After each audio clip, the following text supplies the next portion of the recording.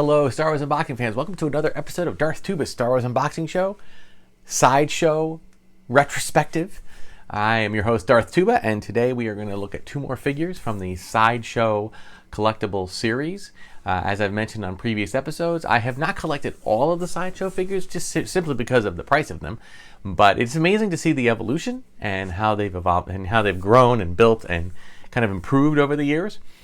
But again, as I mentioned in previous episodes, the whole 12-inch figure history of Star Wars has been quite interesting. You know, starting with the 12-inch figures that came out during the vintage years in the 70s. That, you know, just kind of a comparable or a comparison, not comparison, a compatible version of the basic few figures that kind of, you know, in tandem with the 3 3/4 inch line, and while they were wonderful and they're amazing, and we'll actually do a little retrospective on them as well, they never really took off. And I think part of the reason was simply the fact that the average, there weren't collectors back then. You know, back then it was kids playing with them, and I think the 12-inch figures seemed too much like dolls. And I think there was a little bit of an issue with that, although not too much of an issue. I did have a few of them, and when I played with them, I thought they were great because we had G.I. Joe action figures. So what was the difference?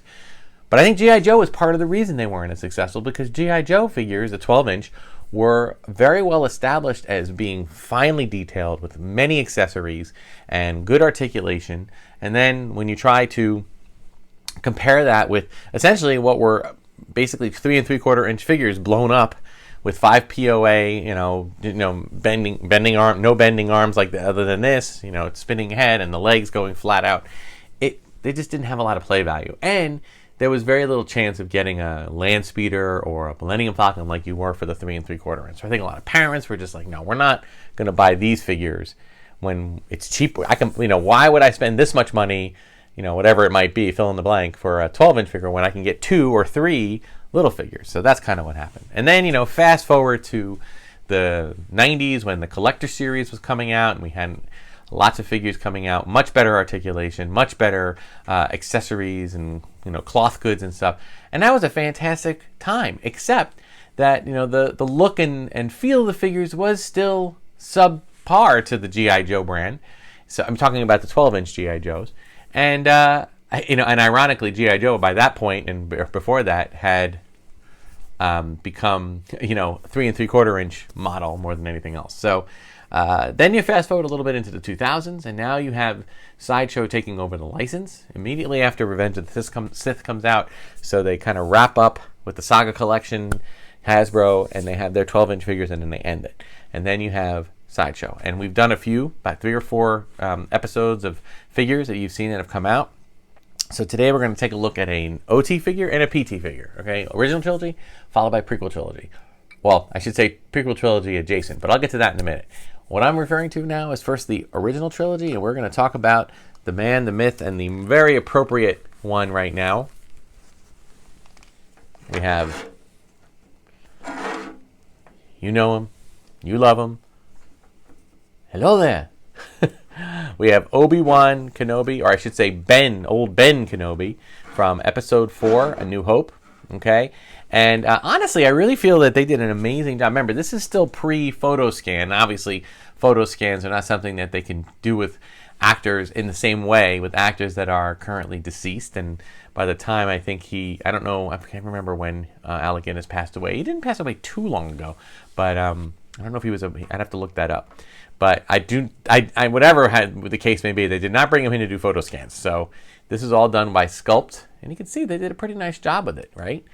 And he's got his, standard brown robe. Now, this one, interestingly enough, if you watch my past couple of episodes, I have this all stored in a basement. And while the basement is generally, well protected and whatnot, we do get some moisture in here from time to time. I run dehumidifiers to help with that. But there is some mold that comes into play. But it looks like Ben, good old Ben has escaped any mold issues. He seems to be in good shape. I think part of that is I have him on these, can't really see them from the camera angle, but off to the side here I have some of those IKEA 4-inch glass shelving. And I do think that they protect the figures just a little bit better than out in the open. And I have this behind me on this side. I have an old display cabinet. I think that they do an okay job with it, but I actually think the IKEA does better. So if you're looking for something for display and you have to keep it in a place that might have some moisture, you might want to try IKEA. At least I've had success with that. So the other thing I like to do with this figure is take off the, well, first I'm going to kind of remove him from the stand for a moment. Okay, they switched over to these, like, I don't know, like leg stands where you just rest on them, which isn't great in one way because it doesn't damage the clothing, because after those things, if they wrap around the waist too much, it becomes an issue. So, and he is, now I think he has some accessories, but I don't, as I said, most of my boxes are in storage, so I don't have access to them, or like, well, I should say easy access. But judging by his little belt clip here, you can see that he's got a little hook. That means that he comes with a lightsaber. I'm assuming the lightsaber is still in the box. Usually they come with two. They either come with a lightsaber that has a blade attached and then one that's loose, and you can just hang the one that's loose like that. Or you can have one that has the blade that can plug in and plug out. So comes with nifty boots, the tunic. This is kind of his, really the look that he was doing a lot when he was sitting telling Luke about the Force, when he was training Luke on the Falcon, right? So, and then you add the robe to that when he was in Mos Eisley, whatnot. So it's kind of a twofer, okay? I do not recall if there were any other things. He does have a little pocket, a little pouch here. It doesn't look like the pouch opens, and his belt, but just an awesome character altogether, and fantastic. Now, I do want to do one other thing. I'm going to put his robe back on, and I did want to show you one other thing. Now, I can't remember if this was, I think this was a Sideshow item that I don't believe they included it with Obi-Wan, but you could get it as either part of the deluxe or it was just an extender. I'm not 100% sure. I just got to get this thing going here. I want to make sure his sleeves don't ride up, because he's going to go back into the display. I don't want him to be all uncomfortable. And again, like with all the other robed Jedi, we have this really nifty. Hang on, let's go. He's okay. We have this. Oh, poor Ben. Hey, Ben. He can't dress himself. And this is why I'm kind of glad that they had some accessories, but they didn't have like endless accessories, because even just trying to get his sleeve on was a pain in the force. Oh my goodness. All right, we'll leave it at that for now. Okay. So, in addition, to... Oh, that's kind of weird. What is going on with this? Hang on one second. So, in addition to... I see.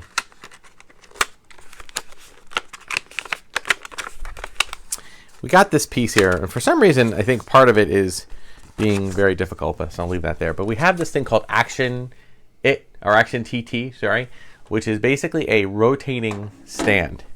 And it kind of fits... Oh, I think I know what it is. All right, I got it. Hold on. That's what it is. This is meant for this. So you kind of place this on top like that. And then to get him positioned, right? So you get his legs up there, and there it is. Okay. And then, if you want to have... I'm gonna keep his hood off right now. Let's do that. I love the bending hoods here. Now you really can't see. Let's see what happens when I turn this baby on. And you get a nice little rotating figure. Okay. And you have to position it the right way. You gotta lower it enough. He's kind of leaning forward right now, and I think if I kept this going, he'd probably end up tipping over. But you can do that. Now, I will say this. I love these kind of things. They're pretty cool. But the problem I sometimes find with them is, well, that's one thing. Okay? The problem I sometimes find with these is that, batteries don't last, right? So, in a way, it'd be nice if I don't think they come with a power adapter. They might. And again, I might have that stored with the box that this came in. Okay? But it just isn't... that effective. I mean, it's a really cool thing to turn it on and let it rotate. But a lot of the electronics that some of these figures now come with, the little electronic options. I like that they give you the option, but I don't take much advantage of them. I usually put the batteries in just to see that they work, maybe take a photo or two of them, and then I take the batteries out because, batteries eventually go dead and they leak and they start to damage the toy. So you got to watch out for that.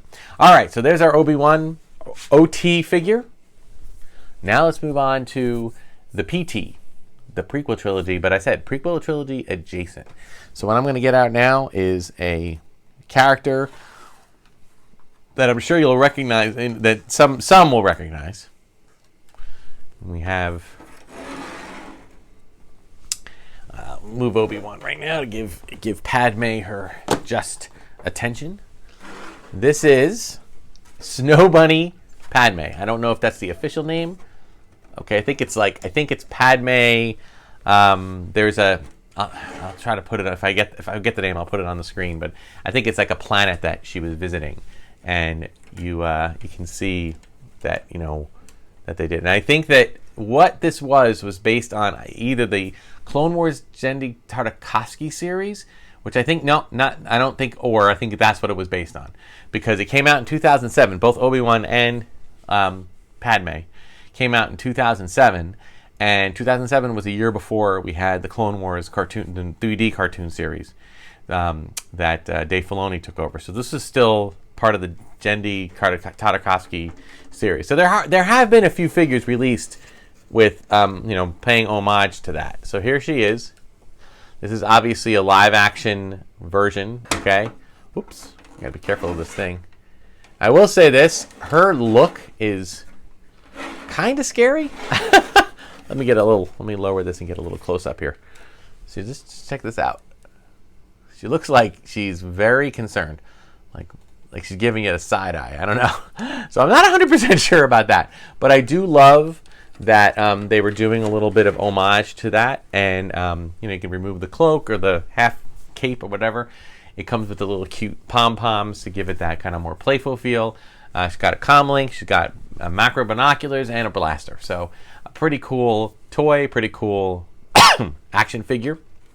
And again, it was really nice that they were able to, give some love to not only the prequel trilogy, but the Genndy Tartakovsky cartoon series, which I thought was really cool. And I'm there for it. Okay, both of them 2007, really awesome figure.